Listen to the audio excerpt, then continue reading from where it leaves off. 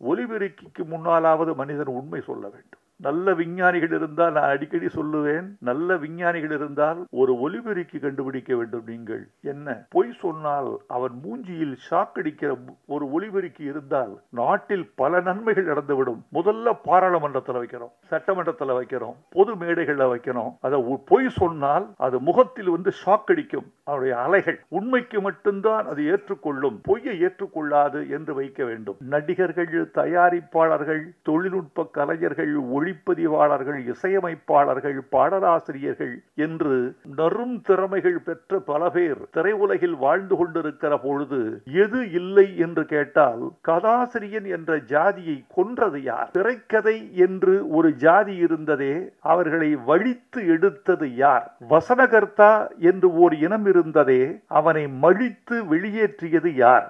ஒரு திரைக்கதைக்கு மூலக்கதையாசிரியன், திரைக்கதையாசிரியன், வசனகர்த்தா, துணை இயக்குனர், இயக்குனர் என்று பலதரப்பட்ட 10 மூளைகளால் செழுமைப்படுத்தப்படுவது ஒரு சினிமா. இந்த 10 மூளைகளால் செழுமைப்படுத்தப்பட வேண்டிய சினிமா, செழுமைப்படுத்தப்பட்ட சினிமா.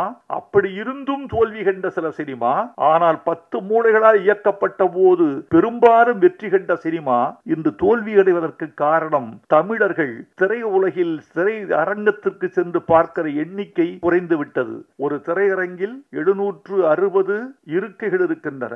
முதல் படம் முதல் நாள் ஒரு பெரிய படம் வெளியாகிற பொழுது நான் கேட்கிற கேள்வி, திரையரங்கத்தில் எத்தனை இருக்கை? 760. எத்தனை பேர் இருக்கையில் இருப்பவர்கள்? எத்தனை பேர்?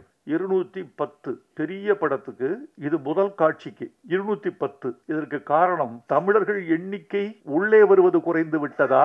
சினிமாவை பற்றிய பிரமை முடிந்து விட்டதா? சினிமா என்ற ஒரு பெரிய மாயாஜாலம், அதை விட்டு தமிழர்கள் வெளியே வந்து விட்டார்களா? ஒரு மணமேடையில் ஒரு மணமகன், மணமகள் 2 பேரையும் வீடியோ எடுத்து, இவன்தான் அஜித், அந்த பெண் தான் திரிஷா, இதைவிட நீங்கள் என்ன சினிமா எடுக்க முடியும்? நாங்களே எடுத்துக் கொள்கிறோம், நாங்களே எடிட் செய்கிறோம், நாங்களே பின்னணி இசை சேர்க்கிறோம், நாங்களே போட்டு பார்த்து கைதட்டி கொள்கிறோம். நாங்கள் எடுக்கிற சினிமா ஒரு திருமண வீட்டில் நாங்களே சினிமா தயாரிக்கிறோம், நீங்கள் என்ன சினிமா தயாரிப்பது என்று சினிமாவின் ரகசியம் உடைந்து விட்டதா? சினிமாவின் பூடகம் போய்விட்டதா என்றெல்லாம் கேட்க வேண்டியவர்களாக இருக்கிறோம். கதாசிரியன் வேண்டும், கதை இலாக்கா வேண்டும், வசனகர்த்தா வேண்டும், திரைக்கதை ஆசிரியன் வேண்டும். இன்றைக்கு சில இயக்குநர்களை பற்றி கேள்விப்படுகிறேன், தன்னுடைய துணை இயக்குநர்களுக்கு கூட கதை சொல்வதில்லை. கதை இல்லை என்பது வேறு விஷயம், வைத்துக் கொண்டா வஞ்சகம் செய்கிறேன், இருந்தால் சொல்லி இருப்பேனே என்று அவர் கருதக்கூடும். நான் என்ன சொல்கிறேன் என்றால், வைத்திருக்கிறார்கள், சொல்லவில்லை என்றால் என்ன தெரியுமா? என் ரகசியம் இவன் வழியாக வெளியே போய்விட்டால், ஏப்பா, ஒரு ரகசியம் ஒருவன் மூலமா போவதனால உன் படம் அழிந்து போகும் என்றால், அந்த படத்தை நீ எடுத்தால் என்ன, எடுக்காவிட்டால் என்ன? மகாபாரதத்தை 100 பேர் எடுக்கலாம், 100 பேரும் சரியாக எடுத்தால் 100 பேரும் வெற்றி பெறுவார்கள். ராமாயணத்தை 1000 பேர் எடுக்கலாம், 1000 பேரும் சரியாக எடுத்தால் 1000 பேர் வெற்றி பெறுவார்கள். கதை கடைசி பாமரனுக்கும் தெரிந்த கதைதான். ரொம்ப ஆச்சரியமா இல்ல? ஒன்று சொல்றேன், உங்களுக்கு வியப்பா இருக்கும். இந்தியாவில் 2 இதிகாசங்கள், ஒரு இதிகாசம் மகாபாரதம், இன்னொரு இதிகாசம் ராமாயணம். இந்த 2க்குமான அடிப்படை வேறுபாட்டை பார்த்தீர்களா? ஒருத்திக்கு 5 பேர் என்பது ஒரு இதிகாசம், ஒருவனுக்கு ஒருத்தி என்பது இன்னொரு இதிகாசம். ராமனுக்கு சீதை, சீதைக்கு ராமன், இது ஒரு இதிகாசம். திரௌபதிக்கு 5 கணவர்கள் என்பது இன்னொரு இதிகாசம். அட பாவிகளை, எதை நம்ப சொல்லுகிறீர்கள்? 2 இதிகாசங்களும் வெற்றி. 2ம் இந்திய பண்பாட்டில் ஆன்மீக பாஷையில் சொல்வதானால், இந்திய பண்பாட்டில் 2 இதிகாசங்களும் 2 கண்கள் என்று சொல்லக்கூடியவர்கள் இருக்கிறீர்களே, அது வேறு. இப்ப வேறு வேறான 2 கதைகள், வேறு வேறான 2 உள்ளடக்கங்கள் எப்படி 2ம் வெற்றிகரமான கதைகளாக நாட்டில் நிலவுகின்றன, உலவுகின்றன என்று கேட்பதற்கு பதில் இல்லை. எனக்கான பதில், 2க்குமான காரணத்தையும் 2க்குமான காரியத்தையும் இதிகாச ஆசிரியன் சரியாக புனைந்திருக்கிறான் என்று சொல்ல வேண்டி இருக்கிறது. அப்படித்தான் ஒரு திரைக்கதை செய்கிறவன் அந்த காரணத்தை நியாயப்படுத்தக்கூடிய காரணத்தை செய்தால் தோல்வி படமும் வெற்றி படம்தான். ஒரு 465 கிலோமீட்டர் சாலை வழியே பயணப்பட்டு இந்த விழாவுக்கு வந்திருக்கிறேன். அது ஒரு சாதனை அல்ல, கடமை அல்லது பொறுப்பு என்று நினைக்கிறேன். பொறுப்பு ஏன் என்றால், கௌதமன் எங்கள் சமகாலத்தில் மதிக்கத்தக்க ஒரு இயக்குனர் மற்றும் சமரசமில்லாத ஒரு போராளி. கலைத்துறையில் தமிழ் இன உணர்வோடும் மொழி உணர்வோடும் இயங்குகிறவர்கள் சிலர். அதிலும் அந்த இன உணர்வையும் மொழி உணர்வையும் வணிகத்துக்காக பயன்படுத்துகிறவர்கள் பலர். அந்த வணிக நோக்கம் இரண்டாம் பட்சமாகவும் லட்சிய நோக்கம் முதல் பட்சமாகவும் திகழ வேண்டும் என்று தன்னை அர்ப்பணித்து கொண்டு அதற்காகவே தன்னை கரைத்து கொண்டிருக்கிற இயக்குனர் கௌதமன் எனக்கு பிடிக்கும். என் சகோதரன், என் இளைய தம்பி என்று நான் கௌதமனை கொண்டாடுவேன். அதனால் கௌதமன் வெற்றி பெற வேண்டும். அவர் படைப்புக்கு அவர் இட்டிருக்கிற உழைப்பு கொண்டாடப்பட வேண்டும் என்பதற்காக நான் வந்திருக்கிறேன். நான் இந்த விழாவில் வந்து பேசுவதனாலோ அவர் பெருமைகளை இங்கு உச்சி முகந்து உகந்து பாராட்டுவதனாலோ இந்த படத்திற்கு பெரு வெற்றி கிடைத்துவிடும் என்று நான் நினைக்கவில்லை. இந்த படத்தின் வெற்றியில் எனக்கும் பங்கிருக்கிறது என்று சொல்லிவிட்டு போகவே நான் வந்தேன். மற்றபடி ஒரு படத்தின் வெற்றி என்பது இந்த மாதிரி விழாக்களால் தீர்மானிக்கப்படுவதல்ல. இந்த மாதிரி ஒரு பத்திரிகை சந்திப்புகளால் மட்டுமே தீர்மானிக்கப்படுவதல்ல. இன்றைக்கு திரைப்பட உலகத்தினுடைய நோக்கும் போக்கும் ரொம்ப துன்பப்படுகிற நிலையில் இருக்கிறது என்பதை நீங்கள் அறிவீர்கள். எனக்கு முன்னாலே பேசிய தயாரிப்பாளர் நண்பர் ஓர் அழகான கருத்தை சொன்னார். 200 படங்கள் வெளிவருகிற பொழுது 10 படங்கள் தான் வன்முறையற்று இருக்கின்றன என்ற கருத்தை சொன்னார். இன்னொரு கருத்தையும் அதன் உட்பொதி பொருளாக நீங்கள் சொல்லி இருக்க வேண்டும். அதை நான் சொல்கிறேன். 200 படங்கள் வந்தால் 10 படங்கள் மட்டும்தான் வெற்றிக்கு பக்கத்தில் இருக்கக்கூடிய படங்களாக இருக்கின்றன என்பதையும் நீங்கள் சொல்லி இருக்க வேண்டும். அதற்கு என்ன காரணம் என்று நீங்கள் யோசித்து பார்த்தால், படையாண்ட மாவீரனுடைய கதையையும் திரைக்கதையையும் வாழ்வியலையும் அதன் வெளியீட்டையும் நீங்கள் தொடர்புபடுத்தி அதை உணர முடியும் என்று நான் நினைக்கிறேன். படையாண்ட மாவீரனுக்கு ஒரு பெரிய பலம் இருக்கிறது. அந்த பலத்தை சொல்வதற்கு முன்னால் நிகழ்கால படங்கள் பலவற்றின் பலவீனத்தை நான் சொல்ல வேண்டியவனாக இருக்கிறேன். அந்த பலவீனங்கள் ஒன்றிரண்டல்ல. நம்மிடையே மிகப்பெரிய நடிகர்கள் இருக்கிறார்கள், மிகப்பெரிய தயாரிப்பாளர்கள் இருந்தார்கள், இன்னும் இருக்கிறார்கள், மிகப்பெரிய ஒளிப்பதிவாளர்கள் இருக்கிறார்கள், மிகப்பெரிய தொழில்நுட்ப வல்லுநர்கள் இருக்கிறார்கள். ஆசியாவின் சிறந்த திரையரங்குகள் தமிழ்நாட்டில் இருக்கின்றன. இவ்வளவு இருந்தும் படங்கள் 200 படங்களில் ஏன் 10 படங்கள் மட்டுமே ஓடுகின்றன?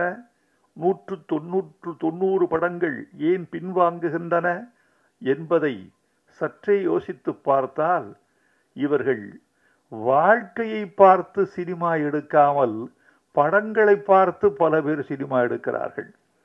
படம் என்பது பிம்பம், வாழ்க்கை என்பது நிஜம். இரத்தமும் கண்ணீரும் வேர்வையும் கலந்த ஒரு உண்மையான பிம்பம்தான் வாழ்க்கை. அந்த வாழ்க்கையிலிருந்து நீ உன்னை கடந்து போன வாழ்க்கை, நீ தொட்ட வாழ்க்கை, நீ துன்புற்ற வாழ்க்கை, உன்னை துன்பப்படுத்திய வாழ்க்கை, அல்லது சக மனிதனை துன்புறுத்தி சென்ற வாழ்க்கை, இவற்றை நீ படமாக எடுத்தால் ஒரு கனெக்டிவிட்டி, ஒரு தொடர்பு தன்மை இருக்கும் ரசிகனுக்கும் திரைக்கும் இடையில். அந்த தொடர்பு தன்மை அருந்து போனதனால், அந்நியப்பட்டு போனதனால், வாழ்க்கையோடு சம்பந்தமில்லாமல் போனதனால் பல படங்கள் அந்நியப்பட்டு போய்விட்டன என்று நான் நினைக்கிறேன். இன்னொரு முக்கியமான செய்தி, தங்கர்பச்சான் போன்ற தீவிரமான திரைக்காதலர்கள் அறிவார்கள். தமிழ்நாட்டில் தமிழர்கள் 8 கோடி மக்கள் இருக்கிறார்கள். 6 கோடி பேர் இருந்த பொழுது ஒரு 75 விழுக்காட்டு மக்கள் திரைப்படம் பார்த்தார்கள். 7 கோடி பேர் வருகிற பொழுது அது 60% குறைந்து விட்டது. 8 கோடி பேர் இருக்கிற பொழுது சினிமா பார்ப்பவர்களின் எண்ணிக்கை ஒரு 35-40 லட்சமாக குறைந்து விட்டது. இது என்ன காரணம் என்று கேட்டால், திரைப்படத்தை பார்ப்பதற்கான காதல் இருந்தது போய்விட்டதா என்று நமக்கு சொல்ல தெரியவில்லை. ஆனால் சினிமா தொழில்நுட்பத்தால் துண்டாடப்பட்டிருக்கிறது. கவியரசு கண்ணதாசன் சொல்லுவார், தம்பி, மீன் தண்ணீருக்குள் சுவாசிக்கிறதே உனக்கு ஆச்சரியமாயில்லை? எனக்கு அது கூட ஆச்சரியமில்லை. தண்ணீரில் சுவாசிக்கிற மீன் தண்ணீரிலேயே குழம்பாகி உயிர் விடுகிறதே, அதுதான் எனக்கு ஆச்சரியமாக இருக்கிறது என்பார். தொழில்நுட்பத்தால் வளர்ந்த சினிமா தொழில்நுட்பத்தாலே தன்னை தாழ்வு செய்து கொள்வதும் அல்லது மெல்ல மெல்ல ஓர் ஓரமாக அழுகி கொண்டிருப்பதும் வருந்தத்தக்க செய்திகளாக நான் நினைக்கிறேன். எல்லோரும் இருந்தார்கள் என்று சொன்னேன் அல்லவா? நடிகர்கள், தயாரிப்பாளர்கள், தொழில்நுட்ப கலைஞர்கள், ஒளிப்பதிவாளர்கள், இசையமைப்பாளர்கள், பாடலாசிரியர்கள் என்று நறும் திறமைகள் பெற்ற பல பேர் திரையுலகில் வாழ்ந்து கொண்டிருக்கிற பொழுது எது இல்லை என்று கேட்டால், கதாசிரியன் என்ற ஜாதியை கொன்றது யார்? திரைக்கதை என்று ஒரு ஜாதி இருந்ததே, அவர்களை வழித்து எடுத்தது யார்? வசனகர்த்தா என்று ஓர் இனம் இருந்ததே, அவனை மழித்து வெளியேற்றியது யார்? ஒரு திரைக்கதைக்கு மூலக்கதை ஆசிரியன், திரைக்கதை ஆசிரியன், வசனகர்த்தா, துணை இயக்குனர், இயக்குனர் என்று பலதரப்பட்ட 10 மூளைகளால் செழுமைப்படுத்தப்படுவது ஒரு சினிமா. இந்த 10 மூளைகளால் செழுமைப்படுத்தப்பட வேண்டிய சினிமா, செழுமைப்படுத்தப்பட்ட சினிமா, அப்படி இருந்தும் தோல்வி கண்ட சில சினிமா, ஆனால் 10 மூளைகளால் இயக்கப்பட்ட போது பெரும்பாலும் வெற்றி கண்ட சினிமா இன்று தோல்வி அடைவதற்கு காரணம், தமிழர்கள் திரையுலகில் திரை அரங்கத்திற்கு சென்று பார்க்கிற எண்ணிக்கை குறைந்து விட்டது. இந்த நம்பர் ஆஃப் ஆடியன்ஸ் என்று சொல்லப்படுவது குறைந்திருக்கிறது. ஒரு திரையரங்கில் 760 இருக்கைகள் இருக்கின்றன. முதல் படம் முதல் நாள் ஒரு பெரிய படம் வெளியாகிற பொழுது நான் கேட்கிற கேள்வி, திரையரங்கத்தில் எத்தனை இருக்கை? 760. எத்தனை பேர்? இருக்கையில் இருப்பவர்கள் எத்தனை பேர்? 210. பெரிய படத்துக்கு இது முதல் காட்சிக்கு 210. இதற்கு காரணம், தமிழர்கள் எண்ணிக்கை உள்ளே வருவது குறைந்து விட்டதா? சினிமாவை பற்றிய பிரமை முடிந்து விட்டதா? சினிமா என்ற ஒரு பெரிய மாயாஜாலம், அதை விட்டு தமிழர்கள் வெளியே வந்து விட்டார்களா? ஒரு மணமேடையில் ஒரு மணமகன், மணமகள் 2 பேரையும் வீடியோ எடுத்து, இவன்தான் அஜித், அந்த பெண் தான் திரிஷா, இதைவிட நீங்கள் என்ன சினிமா எடுக்க முடியும்? நாங்களே எடுத்துக் கொள்கிறோம், நாங்களே எடிட் செய்கிறோம், நாங்களே பின்னணி இசை சேர்க்கிறோம், நாங்களே போட்டு பார்த்து கைதட்டி கொள்கிறோம். நாங்கள் எடுக்கிற சினிமா ஒரு திருமண வீட்டில் நாங்களே சினிமா தயாரிக்கிறோம், நீங்கள் என்ன சினிமா தயாரிப்பது என்று சினிமாவின் ரகசியம் உடைந்து விட்டதா? சினிமாவின் பூடகம் போய்விட்டதா என்றெல்லாம் கேட்க வேண்டியவர்களாக இருக்கிறோம். கதாசிரியன் வேண்டும், கதை இலாக்கா வேண்டும், வசனகர்த்தா வேண்டும், திரைக்கதை ஆசிரியன் வேண்டும். இன்றைக்கு சில இயக்குநர்களை பற்றி கேள்விப்படுகிறேன், தன்னுடைய துணை இயக்குநர்களுக்கு கூட கதை சொல்வதில்லை. கதை இல்லை என்பது வேறு விஷயம். வைத்துக் கொண்டா வஞ்சகம் செய்கிறேன், இருந்தால் சொல்லி இருப்பேனே என்று அவர் கருதக்கூடும். நான் என்ன சொல்கிறேன் என்றால், வைத்திருக்கிறார்கள், சொல்லவில்லை என்றால் என்ன தெரியுமா? என் ரகசியம் இவன் வழியாக வெளியே போய்விட்டால், ஏப்பா ஒரு ரகசியம் ஒருவன் மூலமா போவதனால உன் படம் அழிந்து போகும் என்றால் அந்த படத்தை நீ எடுத்தால் என்ன, எடுக்காவிட்டால் என்ன? மகாபாரதத்தை 100 பேர் எடுக்கலாம், 100 பேரும் சரியாக எடுத்தால் 100 பேரும் வெற்றி பெறுவார்கள். ராமாயணத்தை 1000 பேர் எடுக்கலாம், 1000 பேரும் சரியாக எடுத்தால் 1000 பேர் வெற்றி பெறுவார்கள். கதை கடைசி பாமரனுக்கும் தெரிந்த கதைதான். ரொம்ப ஆச்சரியமா இல்ல? ஒன்று சொல்றேன், உங்களுக்கு வியப்பா இருக்கும். இந்தியாவில் 2 இதிகாசங்கள். ஒரு இதிகாசம் மகாபாரதம், இன்னொரு இதிகாசம் ராமாயணம்.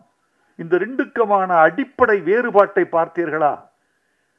ஒருத்திக்கு 5 பேர் என்பது ஒரு இதிகாசம், ஒருவனுக்கு ஒருத்தி என்பது இன்னொரு இதிகாசம். ராமனுக்கு சீதை, சீதைக்கு ராமன், இது ஒரு இதிகாசம். திரௌபதிக்கு 5 கணவர்கள் என்பது இன்னொரு இதிகாசம். அட பாவிகளை, எதை நம்ப சொல்லுகிறீர்கள்? 2 இதிகாசங்களும் வெற்றி. 2ம் இந்திய பண்பாட்டில் ஆன்மீக பாஷையில் சொல்வதானால் இந்திய பண்பாட்டில் 2 இதிகாசங்களும் 2 கண்கள் என்று சொல்லக்கூடியவர்கள் இருக்கிறீர்களே, அது வேறு. இது வேறு. வேறு வேறான 2 கதைகள், வேறு வேறான 2 உள்ளடக்கங்கள் எப்படி 2ம் வெற்றிகரமான கதைகளாக நாட்டில் நிலவுகின்றன, உலவுகின்றன என்று கேட்பதற்கு பதில் இல்லை. எனக்கான பதில், 2க்குமான காரணத்தையும் 2க்குமான காரியத்தையும் இதிகாச ஆசிரியன் சரியாக புனைந்திருக்கிறான் என்று சொல்ல வேண்டி இருக்கிறது. அப்படித்தான் ஒரு திரைக்கதை செய்கிறவன் அந்த காரணத்தை நியாயப்படுத்தக்கூடிய காரணத்தை செய்தால் தோல்வி படமும் வெற்றி படம்தான். ஒப்புக்கொள்ளாத காரணங்களும் ஒப்புக்கொள்ளத்தக்கவைதான். ஆதலால் தோழர்களே, இந்த படத்தில் படையாண்ட மாவீரனில் எனக்கு இருக்கக்கூடிய நம்பிக்கை என்னவென்றால், இது வாழ்க்கை, ரத்தம், கண்ணீர், வியர்வை, ஒரு உண்மையான போராளியின் போராட்ட கதை. அதனால் இதில் கற்பனைகளுக்கு இடமில்லை, விதண்டாவாதங்களுக்கு இடமில்லை. இதில் இருக்கும் நிஜம் இந்த படத்தை காப்பாற்ற வேண்டும் என்று நான் நினைக்கிறேன். நான் வாழ்த்துவதனாலேயே ஒரு படம் வெற்றி பெறுவென்றால் எல்லா விழாக்களிலும் என்னையே அழைத்திருப்பார்கள். நான் மட்டுமல்ல, ரஜினிகாந்த் வாழ்த்தினால் எல்லா படமும் ஓடும் என்றால், அவர் படம் பார்த்தாலேயே எல்லா படமும் ஓடிவிடும் என்றால், எல்லா படத்திற்கும் அவரையே அழைத்து நாம் எல்லா படங்களையும் போட்டு காட்டலாம். அப்படி ஒரு 10 பேர் இருந்தால் ரொம்ப வசதி. அப்படியெல்லாம் அல்ல. இந்த படத்தினுடைய வெற்றி என்பது படத்தை பொறுத்தது, பார்க்க வருகிற தமிழர்களை பொறுத்தது என்றுதான் நான் கருதுகிறேன். படத்துக்கும் பார்வையாளனுக்கும் மத்தியில் படைத்தவன் எவனும் நிற்க முடியாது, இடமில்லை. இவனுக்கும் இந்த திரைக்கும் இந்த பார்வையாளனுக்கு மத்தியில் கடவுளே வந்தாலும் கூட கன்வின்ஸ் பண்ண முடியாது. அதை அவன்தான் பண்ணணும், இவன் தான் பண்ணணும். அதை நம்முடைய கௌதமன் செய்திருப்பார் என்று நினைக்கிறேன். எனக்கு இன்னொரு நம்பிக்கை கௌதமன், நான் எழுதியிருக்கேன் தமிழ் படங்கள்ல நிறைய ஃபோக்லோர் என்று சொல்லக்கூடிய நாட்டுப்புற கதையாடல்கள். மலையூர் மம்பட்டியான், கரிமேடு கருவாயன், இன்னும் சில படங்கள் இப்படி வந்திருக்கு. இந்த 2 படங்களும் அமோக வெற்றி.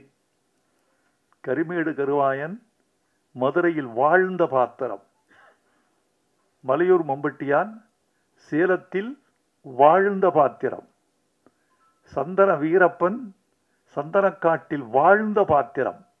இப்படி வாழ்ந்த பாத்திரங்களின் அசகாய சூரத்தனங்கள் என்றைக்குமே மக்களால் கொண்டாடப்படும்.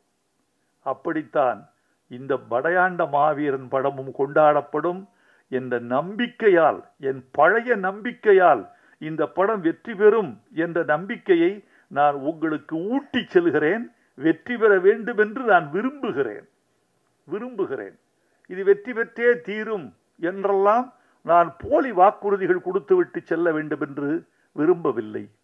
ஒலிபெருக்கிக்கு முன்னாலாவது மனிதன் உண்மை சொல்ல வேண்டும்.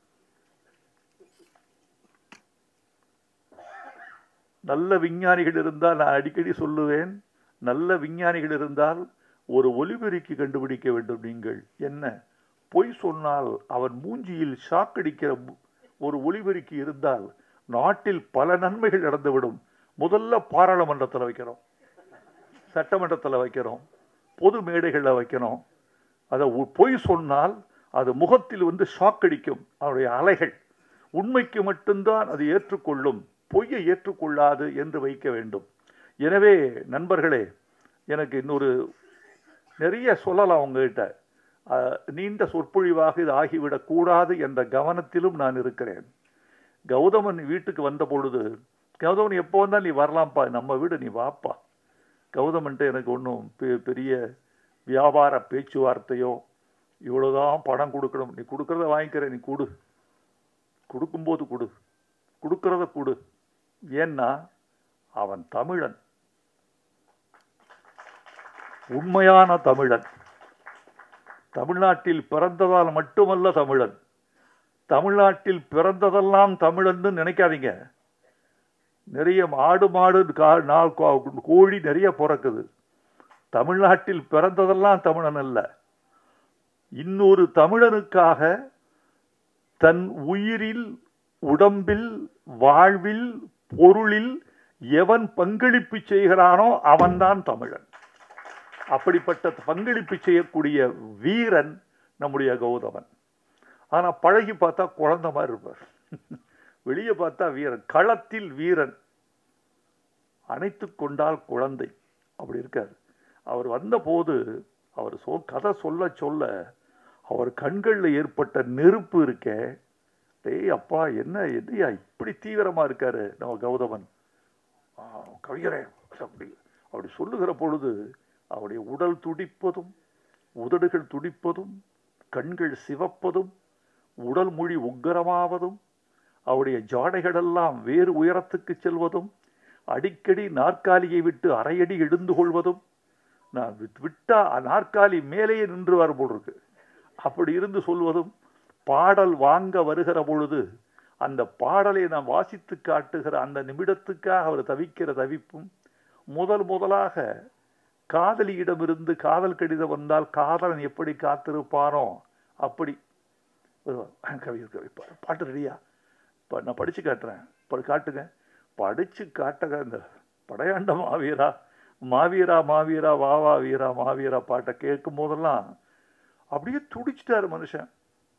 நான் அப்படி நினைச்சேன், எனக்கு பல பாடல்கள் கூட ஒரு 7000 பாட்டு கொடுத்துருக்கோம், வந்திருக்காங்க பல பேர். இதுல 90 பேர் உணர்ச்சி இல்லாம வாங்கிட்டு போவாங்க. நான் உங்ககிட்ட ஒன்று கேட்டேன், நீங்க ஒன்று கொடுத்துட்டீங்க, இது என் கடமை, அது உன் கடமை, பார்ப்போம் இது என்ன ஆகுதுன்னு பார்ப்போம். படிச்சு கூட பார்க்க மாட்டாங்க, படிச்சு காட்டினா வானத்தை பார்த்துட்டு இருப்பாங்க. சுவரில் பள்ளி இருந்தால் அதை ரசிப்பார்கள், படித்து காட்டுகிற விஷயத்தை ரசிக்க மாட்டார்கள். அப்படியெல்லாம் நிறையா இருக்கு. நான் அதெல்லாம் எப்படி தெரியுமா நினைச்சுக்குவேன் தெரியுமா? இவர்கள் ரசிக்கவில்லை என்றாலும் பாடலை இவர்களுக்கு எடுத்து விட மாட்டார்கள் என்ற நம்பிக்கையோடு கொடுத்துருக்கேன். ஆனால் என்னிடம் வாங்கிய பாட்டை, இந்த ட்ரெய்லர் பார்த்தேன், தீ பிடிக்கிற ட்ரெய்லர், ரொம்ப பிரமாதமா இருக்கு. எழுதியிருக்கேன் இதுல, நதியில் குளித்தது போதும், இனிமேல் குருதியில் குளித்து வாவா, பொடிநடை போட்டது போதும், இனிமேல் புலிநடை போட்டு வாவா, ஆதித்தமிழின் அடையாளமேவா, ஆதிக்கம் அழிக்கும் படையாளமேவா, ஆதவனை உன் இடுப்பில் கட்டு, 1000 யானையை கால்களில் கட்டு. கைதட்டி எழுந்துட்டான். 1000 என்னையா வழி இது, 1000 யானையை கால்களில் கட்டு. இப்படிப்பட்ட ஆட்களுக்கு தான் எழுது. சில பேர் நீங்க நினைப்பீர்கள், நீங்க பாலச்சந்திரனுக்கு நல்லா எழுதுவீங்க, பாரதி ராஜாவுக்கு நல்லா எழுதுவீங்க, ரஜினிகாந்துக்கு தான் நல்லா எழுதுவீங்க, எங்களுக்குலாம் எழுத மாட்டீங்கன்னு சில பேர் கேட்குறாங்க. எனக்கு ஆச்சரியமா இருக்கும். அப்படியான்னு அது என்னன்னு கேட்டீங்கன்னா, நான் அப்படிலாம் நினைக்கிறது இல்லை. எல்லாவற்றிலும் வைரமுத்து என்று பெயர் வருகிற போது நான் என் பெயரை காப்பாற்றிக் கொள்ளவே நான் துடிப்பேன். இது யாருக்கு எழுதி கொடுத்தோம் என்று வருவதில்லை, எவ்வளவு பணத்துக்கு வாங்கினோம் என்று வருவதில்லை, எவ்வளவு குறைத்து கொண்டோம் என்று வருவதில்லை, எவ்வளவு அவமானம் உள்ளே இருக்கிறது என்பது தெரியாது. இது தெரியுமா முக்கியம்? இந்த பாட்டுக்கு கீழே இயற்றியவர் வைரமுத்து என்ற முத்திரையை காப்பாற்றிக் கொள்வதற்காகவே எல்லா பாட்டையும் ஒரே நிலையில் எழுதுகிறோம். யாருக்கு தெரியுமா நல்ல பாட்டு வரும்? எவன் ஒருவன் ரசிக்கிறானோ அவனுக்கு நல்ல பாட்டு வரும். தங்கர்பச்சான் ரசிப்பார் பயங்கரமா. பயப்பான ரசிப்புன்னா கொஞ்சம் நெஞ்ச ரசிப்பு இல்லை. அவர் களவாடிய பொழுதுகளில் எழுதுகிற பாட்டெல்லாம் அவர் கொண்டாடி தீர்த்துருவார். இவர்களெல்லாம் வெற்றி பெற வேண்டும் என்று நினைக்கிறேன். இதில் இந்த மாதிரி பாடல்கள்லாம் நிறையா இருக்கு. எரிமலை பொடிபட, எதிரிகள் அடிபட, கோடைகள் வழிபட, ஏழைகள் வழிவிட, எழுந்த மாவீரன் நீயேதான். இந்த பாட்டு வரிகள்லாம் பார்த்துட்டு இந்த தமிழில் இது அராக அடிகள்னு பேரு. இந்த தனனன தனனன தனனன தனனன தனனன தனனன தனனன இது அராக அடிகள்னு பேரு தமிழ்ல. சிலப்பதிகாரத்தில் அந்த வரிகள் அடிக்கடி வரும், காணல் வரியில வரும். இந்த சந்தத்தில் எழுதினால் நன்றாக இருக்கும் என்று எழுதினேன். நான் நினைத்தது பலித்தது. அவர்கள் ஏற்றுக்கொண்டார்கள். இந்த பட்டாம்பூச்சி பாட்டுல 2வது சரணத்தை நீங்க கவனிக்கணும். அந்த பெண் சொல்றா, என்கிட்ட ஒண்ணுமே இல்லைங்க, நீங்க என்ன ரொம்ப காதலிக்கிறீங்க, நேசிக்கிறீங்க. மாணிக்கம் இல்லை, மணிவைரம் ஏதும் இல்லை, கட்டழக தவிர என் காணிக்க ஏதும் இல்லை. டௌரி கொடுக்க முடியாது உங்களுக்கு. நான் என் டௌரி என் அழகை தவிர ஒண்ணும் இல்லை. அதை விட பெருசு அழகை விட ஒரு பெண் ஒரு ஆணுக்கு ஒரு குடும்பத்துக்கு தரக்கூடிய உயர்ந்தபட்ச பரிசு என்ன தெரியுமா தோழர்களே? வைரமுத்து படையாண்ட மாவீரா படத்தில் வெளியீட்டு விழாவில் இப்படி சொன்னான் என்று சொல்லுங்கள், எங்கள் தாய்க்குலம் புலகாங்கிதம் அடையும். நான் சொல்றேன், நான் உனக்கு தருவதற்கு ஒன்று வைத்திருக்கிறேன். பொன்னல்ல, பொருளல்ல, மாணிக்கம் அல்ல, வைரம் அல்ல, பிக்ஸ்ட் டெபாசிட் அல்ல, நிலம் அல்ல. உனக்கு தருவதற்கு ஒன்று வைத்திருக்கிறேன், என் கற்பு. அதுக்கு இணையா வேறொன்று இருக்க முடியுமா? ஒரு பெண் கற்போடு உள்ளே வருகிறாளே, தன்னுடைய திண்மையோடு உள்ளே வருகிறாளே, சொல் திறம்பாத தன்மையோடு உள்ளே வருகிறாளே, அதற்கு இணையான ஒரு பரிசு பொருள் உண்டா? இவ சொல்றா, எனக்கு எதுவும் இல்லை, கட்டழகை தவிர எனக்கு காணிக்க ஏதும் இல்லை. அதுக்கு இவரு பொம்பளை ஏமாத்துறதான வாழ்க்கை. இவர் சொல்றாரு, என்னடி இப்படி சொல்லிட்ட நீ? மாணிக்கம் மேனியடி, உனக்கு மாணிக்கம் இல்லையா? மாணிக்கம் மேனியடி, மணிமுத்து பற்களடி, உள்ரவிக்கை ஊறி வரும் உப்புத்தேன் போதுமடி. இப்படி ஒருத்தர் 2 பேர் கைதட்டுறீங்கல்ல, இதுக்குத்தான் நாங்க பாடுபடுறது. இவ்வளவு பாடுபடுவது, வரிகளை மாத்த வேணான்னு சொல்றது, ஏய் சவுண்ட குறைப்பான்னு சொல்றது, ஏய் ஆடியோ பார்த்துக்கப்பான்னு சொல்றது, சவுண்ட் இன்ஜினியரை தனியா கூப்பிட்டு இந்த மிக்சியில கொஞ்சம் பார்த்துக்க பிரதர் சொல்றது, இந்த ஒரு கைதட்டலுக்காகத்தான். எனக்கு வேற ஒன்றும் வேணாம். உன் மாணிக்கம் உன் மேனி, மணிமுத்து உன் பற்கள், வேற எனக்கு என்ன வேணும்? தேன் வச்சிருக்க நீயே, தேன் இருக்கு, அது போதும். அது என்ன தேன்? உள்ரவிக்கை ஊறி வரும் உப்பு தேன். வேர்வைக்கு வைரமுத்து வைத்த இன்னொரு கவிதை பெயர் உப்புத்தேன். இப்படியெல்லாம் எங்கேயாவது தெளிச்சிட்டு போவோம். கண்டுபிடித்து ரசித்தால் அவன்தான் கடவுள். இப்படி நிறைய இருக்கு. கௌதமன், என்னுடைய வாழ்த்துக்கள். என்னுடைய வழக்கமான விஷயம் இதுதான். என்னுடைய வாழ்த்துக்கள் என்பது என்ன தெரியுமா? நிச்சயமாக நீங்கள் வெற்றி பெறுவீர்கள் என்பதற்கான வாழ்த்துக்கள் அல்ல, வெற்றி பெற வேண்டும் என்ற விருப்பம்தான் என் வாழ்த்து. இந்த படம் வெற்றி பெற வேண்டும். ஒடுக்கப்பட்ட மக்களும், அதாவது நீங்க பேசியதை வைத்து நான் அனுமானத்துக்கு ஒன்று வந்தேன், அதை சொல்லி விடைபெற வேண்டும் என்று ஆசைப்படுகிறேன். ஒரு சாதிய கட்டமைப்புக்குள் ஒரு குறிப்பிட்ட சமூகத்துக்கு மட்டுமே சொந்தமானவர் அவர் என்று நீங்கள் சின்ன வட்டத்துக்குள் சிக்க வைக்காமல், அவன் ஒரு சமூகத்துக்கான தலைவன், எல்லா சமூகத்துக்குமான தலைவன். ஒடுக்கப்படுவது எங்கு இல்லை? எல்லா சமூகத்திலும் இருக்கிறது. போராட்டம் எங்கு இல்லை? எல்லா சமூகத்திலும் இருக்கிறது. அப்புறம் ரத்தம் எங்கு யாருக்கு சிந்தப்படவில்லை? எல்லா சமூகத்திலும் ரத்தம் சிந்தப்பட்டிருக்கிறது. அதனால் ரத்தம் எங்கு விழுந்தாலும், கண்ணீர் எங்கு விழுந்தாலும், போராட்டம் எங்கு இருந்தாலும் அது எல்லா சமூகத்துக்குமான பொதுமை பண்பாக மாற்றுவதுதான் இந்த படத்துக்கு வெற்றியாக இருக்கும் என்று நான் நினைக்கிறேன். எல்லா சமூகத்துக்குமான பொதுமை பண்பாக மாற்றுங்கள். எங்கள் கண்ணீர் உங்கள் கண்ணீர், எங்கள் ரத்தம் உங்கள் ரத்தம், எங்கள் அவலம் உங்கள் அவலம். உங்கள் அவலத்துக்காகத்தான் ஒரு குறிப்பிட்ட பிரதேசத்தில் மட்டும் ஒரு மனிதன் போராடி மாய்ந்திருக்கிறான், வென்றிருக்கிறான் என்று சொல்லுங்கள். இந்த படத்தின் வெற்றி விழாவில் நான் கலந்து கொள்ளக்கூடிய வாய்ப்பு கிடைத்தால் அதைத்தான் நான் பெருமையாக கருதுவேன். நன்றி, வணக்கம்.